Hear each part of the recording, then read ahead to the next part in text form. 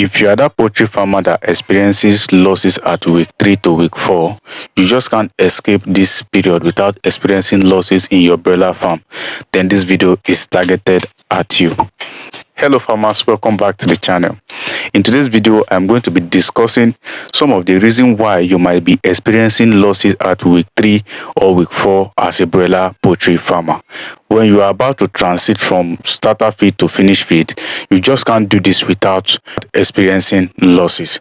So this video today is targeted at you. Now, one of the reasons why we might be experiencing these losses at week 3 or week 4 is wrong temperature. Some poultry farmers believe that it is one temperature throughout the bird's life. It is not so. As your bird grows, they require different amount of temperature at different age of their life. So because of this, you need to change in temperature requirement at every stage of your bird's life. But where farmers get it wrong is sticking to one temperature throughout the bird's life. The first temperature they give is what they will give throughout the bird's life. Imagine still keeping up to 35 degrees Celsius when your birds are 3 weeks or 4 weeks. This is going to be leading to high mortality.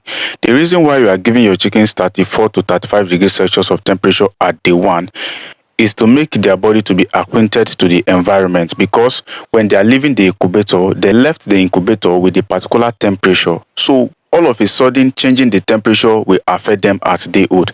And when they are day old, they cannot regulate their own body temperature. So they need your support for them to be able to keep this same temperature they were used to from incubator. So even if you can't give them up to what they were used to from the incubator, it should be close to what they were used to from the incubator.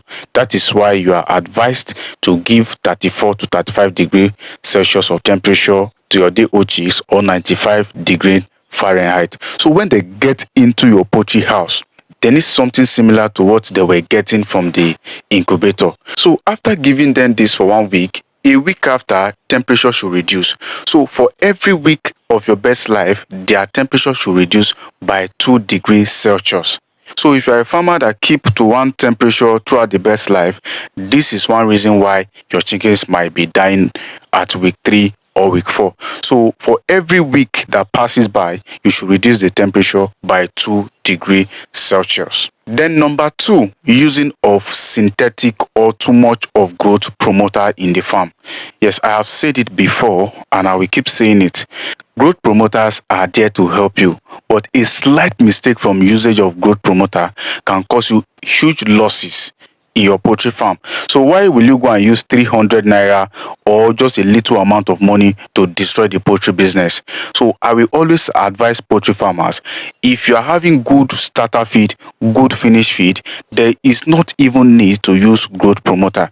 Some of these drugs we use in a poultry farm are just there to help us fight some mistake we might have done before now.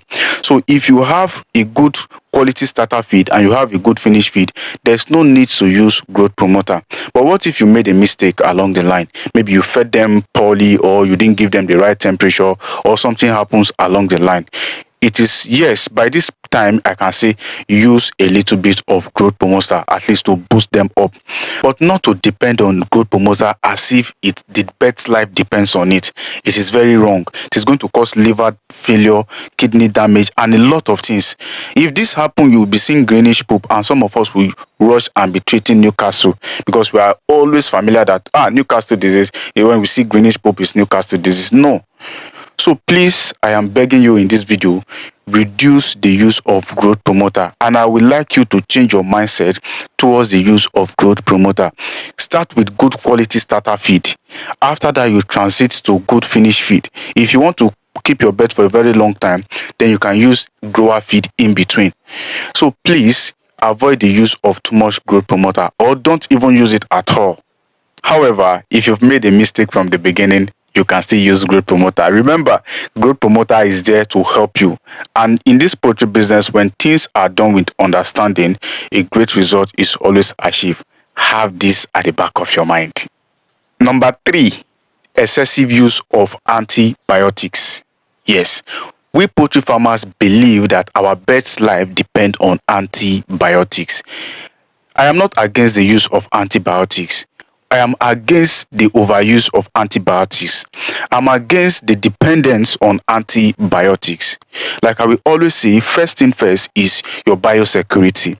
Even before vaccination, biosecurity is more important than vaccination.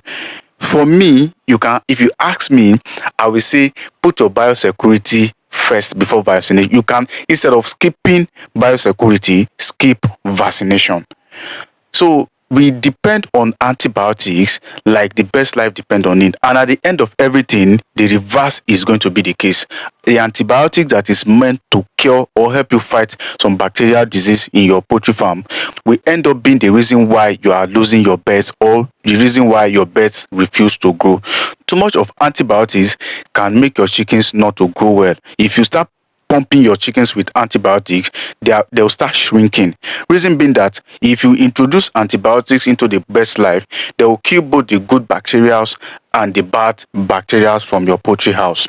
And that is why I will always advise sometimes that you should give your chickens probiotics after antibiotics. So if you aim to know how to learn how to make probiotic, you should check my description, or the video that is going to pop out for you at the end of this video is how to make a probiotic. Do well to click the video and watch after this particular one. So I will always advise give a probiotics after antibiotics, but that is not what we are talking about for today. So if you give too much of antibiotics, it is going to tell your bird system that yes, this thing coming into my body every day is just like a food. And over time, your bird's body are going to develop resistance towards the effectiveness of the antibiotics. So if you are trying to prevent a particular disease and your bird's body or system have developed resistance towards the effectiveness of that particular antibiotics, when you are coming to treat that disease, it will not work again.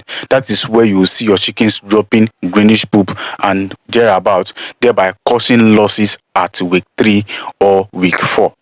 Now, number 4 is switching from feed to feed. When I say switching from feed to feed, it does not mean switching from starter to finisher. What I mean is that some farmers tend to use a particular company feed as starter, then switch to finish feed on the long run from another company. That is going to affect your bird. Reason being that this particular company may be using a particular ingredients to formulate their feed, while these other ones might be using another ingredient to formulate their feed.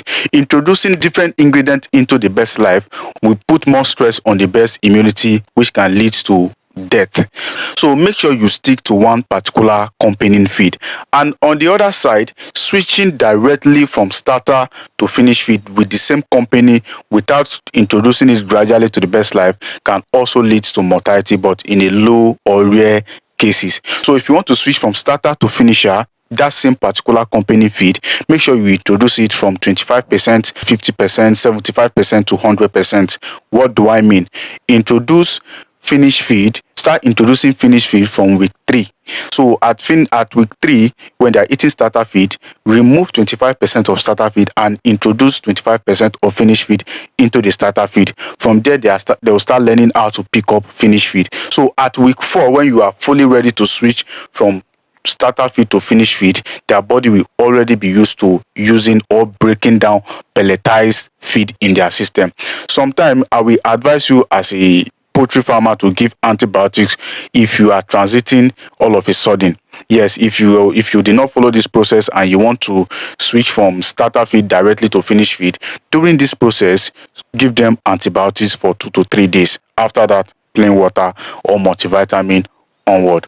So these are 4 reasons why your chickens might be dying at week 3 or week 4. A bonus reason is sudden death syndrome, and sudden death syndrome might be due to several cases which we cannot really specify. Sudden death syndrome can come from the use of growth promoter. Sudden death syndrome can be due to kidney or liver failure. Sudden death syndrome might be due to other diseases that we might not know. So sudden death syndrome is another reason why you might be experiencing these losses at week 3 and week 4. So this is what I thought to discuss in today's video. This is Abraham's Agro Vision. If you really enjoyed this video, do well to support us by hitting the subscribe button. Turn on your bell notification, give us a thumbs up, and share this video to your friends and family.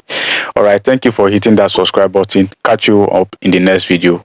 Bye.